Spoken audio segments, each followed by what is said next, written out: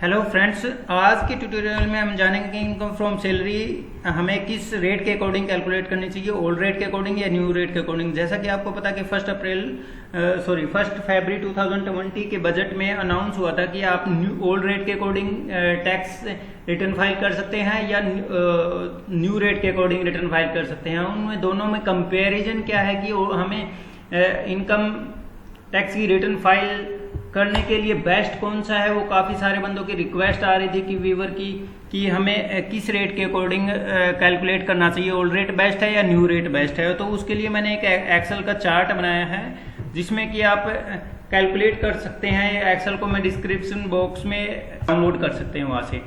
Old rate आप देखेंगे, आपको जैसा कि पता भी होगा कि ओल्ड रेट में पहले था 2.5 लाख तक टैक्स नील था और 2.5 से 5 लाख तक हमें 12,500 की रिबेट मिलती है जो कि टैक्स नील हो जाता है। अगर 5 लाख से ऊपर जाता है तो वहां पे फिर 12,500 की रिबेट नहीं मिलती है। और यहाँ पे 2.5 लाख से 5 लाख तक हमारा 5% तक टैक्स था जो कि हमारा 12,500 रहता है। लेकिन उस केस में तो अगर 5 लाख से अगर अबव जाती है टैक्सेबल इनकम तो, और इसके बाद 5 लाख से 7.5 लाख मतलब कि 5 लाख से 10 लाख तक जितनी अमाउंट थी वो हमारी 20% रहेगी आपके बीच हमारे, और 10 लाख का वो हमारा 30% था। और न्यू रेट के अकॉर्डिंग इन्होंने परसेंटेज को कम कर दिया है, जिसमें कि आप देख सकते हैं कि 2.5 लाख से 5 लाख 5% ही है, और उसके बाद 5 से 7.5 10% कर दिया है। 7.5 से 10 लाख 15% और 10 से 12.5 लाख 20%, और 12.5 लाख से 15 लाख 25%, और इसके बाद 15 लाख अबोव जिसकी इनकम रहेगी 30% टैक्स रहेगा। लेकिन इसमें डिफरेंस क्या है ओल्ड रेट में, जिसमें कि आप देख सकते हैं कि इसमें तो परसेंटेज काफ़ी सारी रेट परसेंटेज डाउन हो गई है। तो हम सोचेंगे कि हमें न्यू रेट बेस्ट है इसके अकॉर्डिंग तो, लेकिन इसमें न्यू रेट में एक कंडीशन भी लगा दी थी कि आपको अगर न्यू रेट के अकॉर्डिंग जाएंगे तो आपको डिडक्शन का बेनिफिट नहीं मिलेगा। और ओल्ड रेट में आपको एटीसी का डिडक्शन या कोई भी डिडक्शन, स्टैंडर्ड डिडक्शन है या एटीसी की डिडक्शन है, तो ओल्ड रेट में आपको उसका बेनिफिट मिलेगा और न्यू रेट में आपको नहीं मिलेगा। सपोज करें कि हमारी इनकम टोटल जो एनुअल इनकम है वो मेरी 15 लाख है, तो उसको ग्रोस मेरी इनकम होगी 15 लाख। इसमें हम डिडक्शन, स्टैंडर्ड डिडक्शन 50,000 सभी को मिलती है, जो कि 50,000 की स्टैंडर्ड डिडक्शन का बेनिफिट मिलेगा ओल्ड रेट के अकॉर्डिंग। लेकिन हम यहाँ पे ले लेते कि 50,000 हमें स्टैंडर्ड डिडक्शन, इसके बाद हमारी माइनस होके 14,50,000 रह जाती है। 14,50,000 के ऊपर अगर इसके अलावा कोई हमारी डिडक्शन नहीं है तो हमारा ओल्ड रेट के अकॉर्डिंग हमारा बन रहा है 2,57,400, और न्यू रेट के अकॉर्डिंग बन रहा है 1,95,000, जिसमें कि डिफरेंस है 62,400 का। तो इसका मतलब ये हुआ कि अगर हमारी कोई भी डिडक्शन नहीं है किसी पर्सन की, 1,50,000 या कुछ भी डिडक्शन नहीं रखता है एटीसी में, तो उसको न्यू रेट के अकॉर्डिंग जाने में ज्यादा डिटेल में मैं आपको कंप्यूटेशन में भी आपको दिखा दूंगा कि किस तरीके से कैलकुलेट होगा। ये मैंने यहाँ पे फॉर्मूले पुट किए हुए हैं, जैसा कि मैं आप सैलरी पुट करके और यहाँ से कैलकुलेट करके देख सकते हैं कि टैक्स ओल्ड रेट के अकॉर्डिंग। अगर सपोज करो कि हमारी सेकंड बी पार्ट में हम देखते हैं कि अगर हमारे पास एटीसी की डिडक्शन भी है तो क्या हमें ओल्ड रेट में बेनिफिट है या न्यू रेट में बेनिफिट है। तो आप देख सकते हैं कि ओल्ड रेट के अकॉर्डिंग हमारा 2,10,600 बन रहा है और न्यू रेट के अकॉर्डिंग 1,95,000 बन रहा है। यहाँ भी हमें 15,600 का न्यू रेट में जाने में बेनिफिट है। तो इसका मतलब ये हुआ कि अगर 150 की भी हमारी डिडक्शन है और 50,000 की स्टैंडर्ड डिडक्शन तो मिलती ही है, तो तब भी हमें, इसके अलावा अगर एचआरए नहीं है तो तब भी हमें न्यू रेट में जाने में ज्यादा बेनिफिट है। इसके अलावा नेक्स्ट सी कॉलम में अगर हम देखते हैं कि अगर किसी बंदे ने हाउस लोन लिया हुआ है और वो इंटरेस्ट पे कर रहा है तो वो 2 लाख तक हमें बेनिफिट मिलता है उस इंटरेस्ट के ऊपर। तो और एटीसी की डिडक्शन भी हमारी 1,50,000 है, तो उसको न्यू रेट में जाने में बेनिफिट है या ओल्ड रेट में बेनिफिट है। तो यहाँ पे उसकी टैक्सेबल नेट टैक्सेबल वैल्यू हो जाती है 11 लाख। 11 लाख के ऊपर अगर हम ओल्ड रेट के अकॉर्डिंग कैलकुलेट करते तो 8,200 कैलकुलेट होता है, और अगर न्यू रेट के अकॉर्डिंग जाते हैं तो 1,95,000 जाता है, जिसमें डिफरेंस आता है 46,800। तो यहाँ पे अगर किसी पर्सन की अगर इंटरेस्ट हाउसिंग लोन के ऊपर इंटरेस्ट पे किया हुआ है तो यहाँ पर तो उस केस में ओल्ड रेट में जाने में ज़्यादा बेनिफिट है। और नेक्स्ट कॉलम में आप डी कॉलम में अगर देखें तो यहाँ पे अगर हम कोई पर्सन अगर HRA भी पे कर रहा है 3,60,000 30,000 अगर पर मंथ HRA पे कर रहा है और फॉर्म 16 में शो कर रहा है कि HRA मेरा डिडक्ट है, तो हम इसके अकॉर्डिंग अगर कैलकुलेट करके देखो और साथ में अगर मेडिक्लेम भी है, वैसे तो 25,000 बेनिफिट मिलता है। अगर पेरेंट्स का भी इंक्लूसिव हो 25,000, अगर पेरेंट्स का हो 25,000 हमें इंडिविजुअल का मिलता है। पेरेंट्स मतलब सीनियर सिटीजन अगर इंक्लूड है तो उसमें हमें 50,000 तक का बेनिफिट मिलता है, वैसे इंडिविजुअल को 25 तक मिलता है।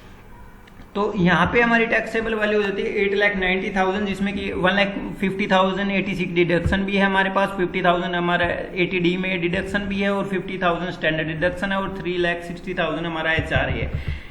यहाँ पर हमारी 8,90,000 हमारी टैक्सेबल हो जाती है। तो उसके अकॉर्डिंग ओल्ड रेट के अकॉर्डिंग 1,14,920 हमारी कैलकुलेट हो रही है ओल्ड रेट के, ओल्ड स्लैब रेट के अकॉर्डिंग, और न्यू स्लैब रेट के अकॉर्डिंग 1,95,000 मिल रही है। तो अगर हमारी डिडक्शन HRA भी है और हमारे पास स्टैंडर्ड डिडक्शन तो मिलती है और 1,50,000 86 डिडक्शन भी रखते हैं और 80D की हम मेडिक्लेम भी रखते हैं, तो उसमें इस केस में ओल्ड रेट में ही जाने में ज़्यादा बेनिफिट है। तो ये मैंने आपको बताया कि ओल्ड रेट में ज़्यादा बेनिफिट है या न्यू रेट में ज़्यादा बेनिफिट है। अगर हम अगर इनकम को लेके कंप्यूटेशन में अगर चेक करना चाहें तो ये मैंने ओल्ड रेट के अकॉर्डिंग बनाया हुआ है फॉर्मेट। तो यहाँ पे देखिए कि जो इनकम टैक्स पोर्टल पे इनका वही मैंने सैलरी यहाँ पे 15 लाख ली हुई है और मैंने HRA यहाँ पे है 30,000 पर मंथ, यहाँ पे अगर रेंट पे कर रहे हैं और फॉर्म 16 में भी शो है HRA, तो यहाँ पे हमने 3,60,000 का बेनिफिट ले रहे हैं पूरा। तो ये यहाँ पर हमारी इनकम फ्रॉम सैलरी आ जाती है 10,90,000, जो कि हमें 50,000 की स्टैंडर्ड डिडक्शन माइनस होगी और यहाँ पे 3,60,000 हमारा HRA माइनस होने के बाद 10,90,000 हमारी इनकम रह जाती है। इसके बाद हमें सेक्शन 80C में हमारी डिडक्शन 1,50,000 की हमने ले ली है और अगर पेरेंट्स का इंक्लूड है और साथ में इंडिविजुअल का 25,000 पे किया और साथ में सीनियर सिटीजन अपने पेरेंट्स का 25,000 अलग से पे किया, तो मतलब दोनों मिला के 50,000 तक आप बेनिफिट ले सकते हैं। अदरवाइज आपको इंडिविजुअल में 25,000 तक 80D में बेनिफिट। तो यहाँ पे हमारी 2 लाख की हमारी डिडक्शन होगी, तो ये 2 लाख की डिडक्शन माइनस करने के बाद 8,90,000 हमारी टैक्सेबल वैल्यू बन जाती है और 890 के ऊपर ये टैक्स बाइफरकेट हो जाता है, 90,500 हमारा टैक्स ड्यू हो जाता है और उसके ऊपर 4% एजुकेशन सेस बन जाता है। टोटल हमारा 94,120 हो जाता है। इंटरेस्ट कैलकुलेट कैसे होता है वो आप देख सकते हैं कि एडवांस टैक्स के अकॉर्डिंग ये आप नीचे जाएंगे, हमें अगर हमारा टैक्स पेबल बनता है तो वो हमें एडवांस टैक्स पे करना होता है। हर क्वार्टरली हमने डिपॉजिट करवाना होता है 15 जून और 15 सितंबर और 15 दिसंबर और 15 मार्च को। तो उसके अकॉर्डिंग अगर हमने एडवांस टैक्स पे नहीं किया है तो इसके अकॉर्डिंग इन्होंने इंटरेस्ट कैलकुलेट किया है, तो ये हमारा टैक्स पेबल बनता है ओल्ड रेट के अकॉर्डिंग। अगर हम न्यू रेट की कैलकुलेशन देखते हैं कंप्यूटेशन में, तो ये हमारी न्यू रेट के अकॉर्डिंग कैलकुलेशन बनेगी। यहाँ पे आप देखेंगे कि वही हमने 15 लाख की सैलरी ली है, 3,60,000 हमने HRA लिया है, तो ये माइनस होने के बाद यहाँ पे देखेंगे कि स्टैंडर्ड डिडक्शन का हमें बेनिफिट नहीं मिलेगा न्यू रेट में और न ही हमें 80C 80D की कोई डिडक्शन हमें बेनिफिट नहीं मिलता है, क्योंकि यहाँ पे परसेंटेज रेट डाउन है, लेकिन 80C 80D और स्टैंडर्ड डिडक्शन की हमें मतलब कि डिडक्शन का यहाँ पर बेनिफिट नहीं मिलेगा। तो यहाँ पे टैक्सेबल वैल्यू 11,40,000 हो जाती है और यहाँ का टैक्स अगर कैलकुलेट करते हैं एज पर चार्ट देखेंगे कि ये हमारा चार्ट है कि कैसे कैलकुलेट हुआ है, आप आराम से देख सकते हैं कि कैसे कैसे कैलकुलेट हुआ है। तो इसके अकॉर्डिंग हमारा टैक्स कैलकुलेट हुआ है 1,03,000 और इंटरेस्ट हमारा 4,121 था। वो एडवांस टैक्स यहाँ पे एजुकेशन सेस ऐड होता है 4,120, टोटल अमाउंट बन जाती है 1,07,120। इसके बाद हमारा इंटरेस्ट कैलकुलेट होता है। अगर इंटरेस्ट, तब वही मैंने लास्ट बताया कि आपको एडवांस टैक्स के अकॉर्डिंग कैलकुलेट होता है। अगर हमने एडवांस टैक्स पूरा पे कर दिया है 1,07,000 पहले, तो इंटरेस्ट ऐड नहीं होगा। और अगर हमने एडवांस टैक्स बिल्कुल भी पे नहीं किया है तो वो हमारा इंटरेस्ट कैलकुलेट होता है, जो कि आप नीचे चार्ट में कैलकुलेशन देख सकते हैं कि कितना कितना परसेंटेज। 15% हमें जून में पे करना चाहिए, 45% हमें सितंबर में पे करना चाहिए और 75% हमें दिसंबर में पे करना चाहिए। इसके अलावा 31 मार्च तक हमारा कंप्लीट 100% पे हो जाना चाहिए एडवांस टैक्स। तो फ्रेंड्स देखिए, हमने ओल्ड रेट और न्यू रेट के अकॉर्डिंग कैलकुलेट करके देखा। तो अगर हमारी डिडक्शन ज़्यादा रहती है तो वहाँ पे हमें ओल्ड रेट के अकॉर्डिंग जाने में ज़्यादा बेनिफिट है, और अगर हमारी डिडक्शन कम रहती है तो वहाँ पे हमें न्यू रेट बेनिफिट है। वैसे अगर आप कैलकुलेट करना चाहें, एक्सेल शीट को डाउनलोड करके आप उस फॉर्मेट में कैलकुलेट करके देख सकते हैं एज पर फॉर्मूला कि हमें ओल्ड में ज़्यादा बेनिफिट है, न्यू में ज़्यादा बेनिफिट है। तो आज की वीडियो में बस इतना ही, और नेक्स्ट वीडियो में जल्द लेके आऊँगा। तो थैंक यू।